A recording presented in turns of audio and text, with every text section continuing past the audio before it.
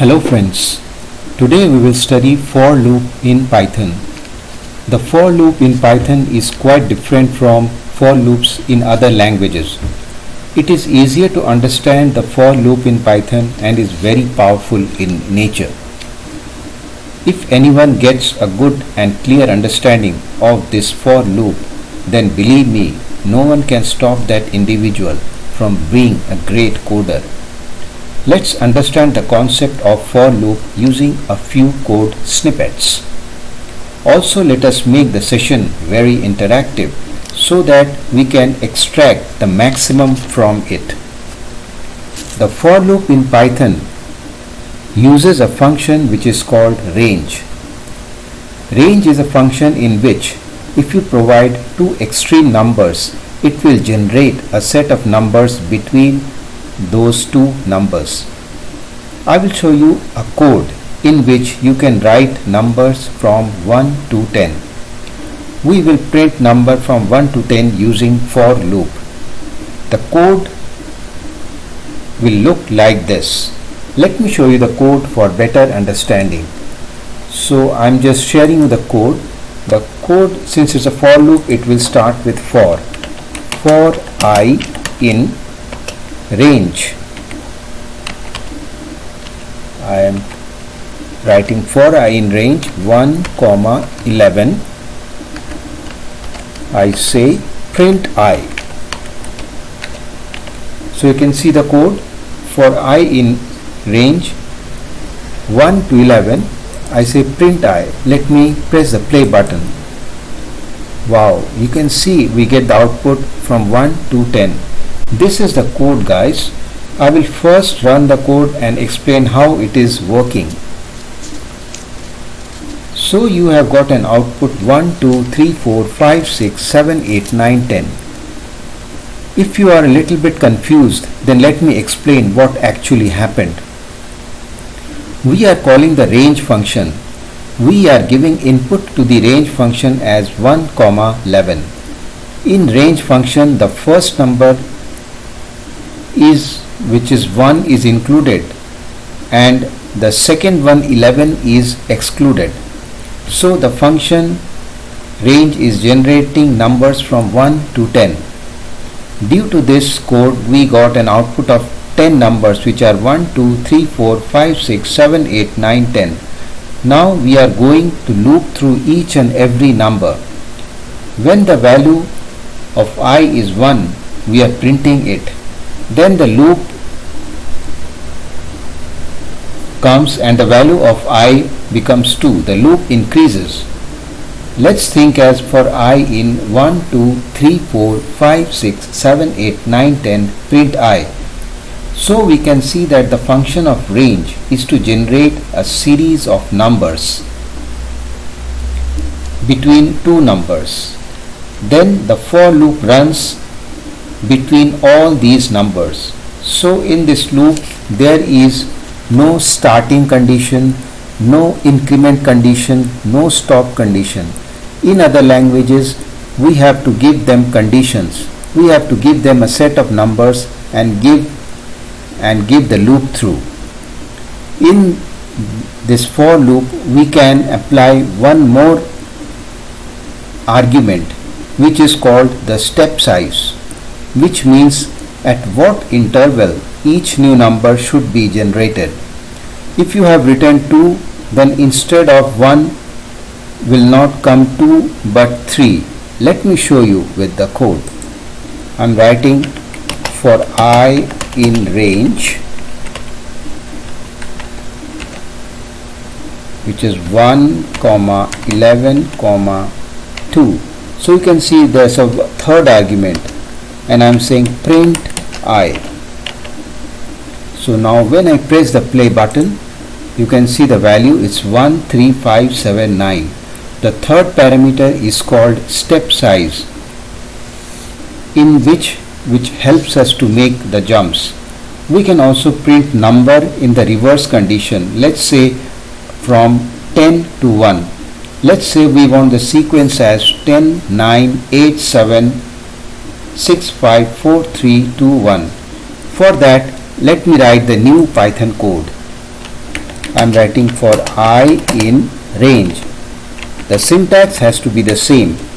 Now I'm going from 10 to 1. So what I will do, I will write 10 first, and in Python every number starts with 0, not 1. So I put 0 and -1 as the step size, and then I say print I.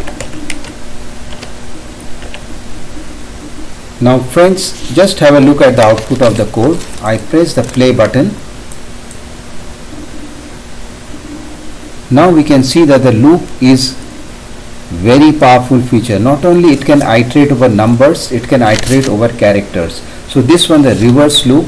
Now I will show how you can iterate a loop over characters. That's the code, guys. Just let me show you. For I in, let's say I write a string United Kingdom.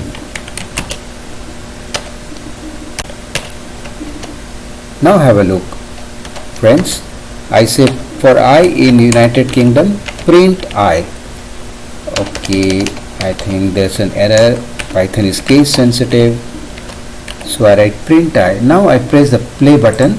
You can have a look how it works.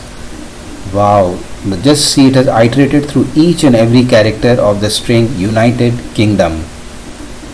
So that was the code, guys. So we can use for loop in numbers as well as strings.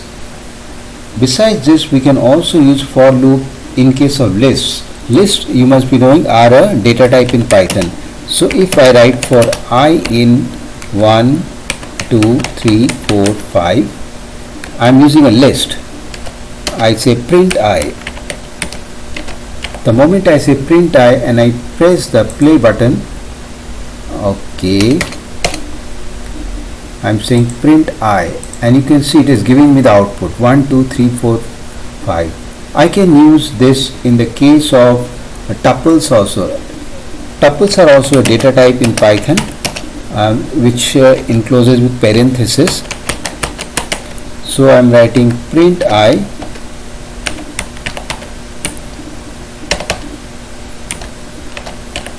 so when I write print I, it is giving me output, same output 1, 2, 3, 4, 5. Similarly, I can use the for loop for sets also. For I in set, as you can see, it is always within curly braces. So I'm writing like this. I'm saying print I, and you can see this is also given me an output. Okay, I made a slight mistake for I in. So you can see it has worked in sets also. Like this, we can use the for loop in dictionaries too. So we have given you the example of lot of applications of for loop. Let's take one more example. Now I'm showing you one more example.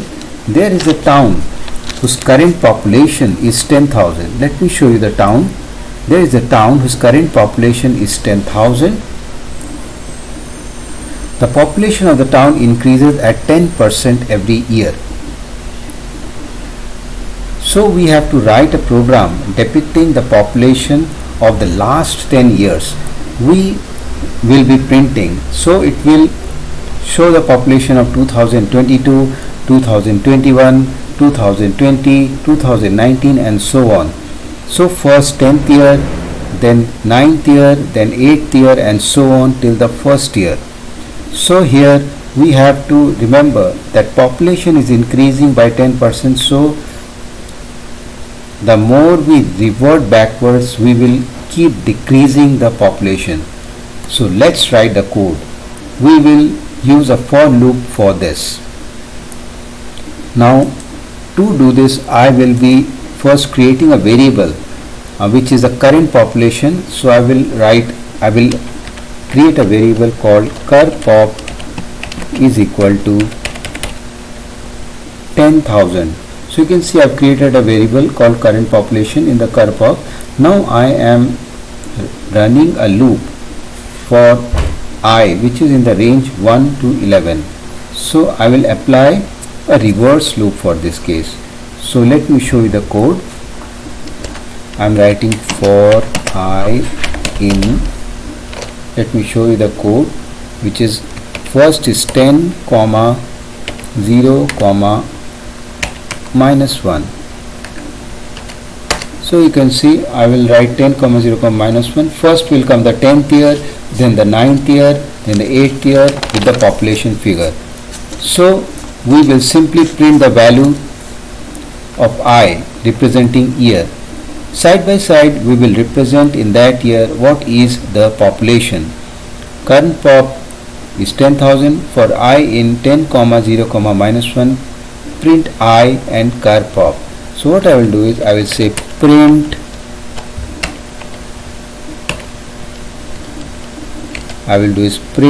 I and then current population. So this is what I will do, and let's now we have to update the current population.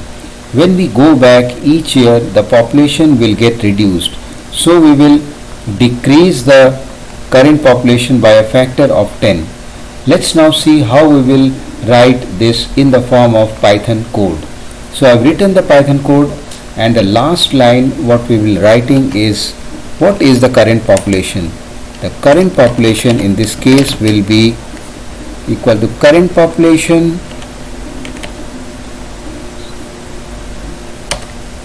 minus 10% of the current population. So I hope you can get the logic. It's very clear. So we are reducing the current population by 10%, which is 0.1 into current population. So now, well, that's the code, guys. Now I will run the play button. Let's see the output. So I'm just running the code once again. I have named the population curpop. Then I've written for I in. I've forgotten to give the range. The range function is very important in for loop. So you can see for I in range, print I comma current population. Current population is reducing by 10% as we move backwards. So let me show you. Wow, well, that's the code, guys. So you can see on the 10th year, the current year, the population was 10,000. On the 9th year it was 9,000. On the 8th year it was 8,100. Moving back on the 7th it was 7290. On the 6th it was 6561.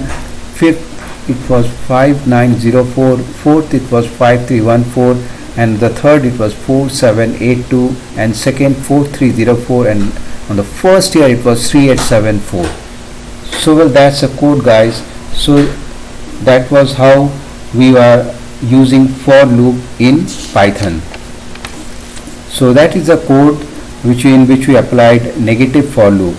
So friends, with that we come to the end of this video. Hope you found it very interesting. Stay tuned for further notification, and please don't forget to subscribe the channel and press the bell icon for further notification. Thanks for watching and have a great day. Bye bye.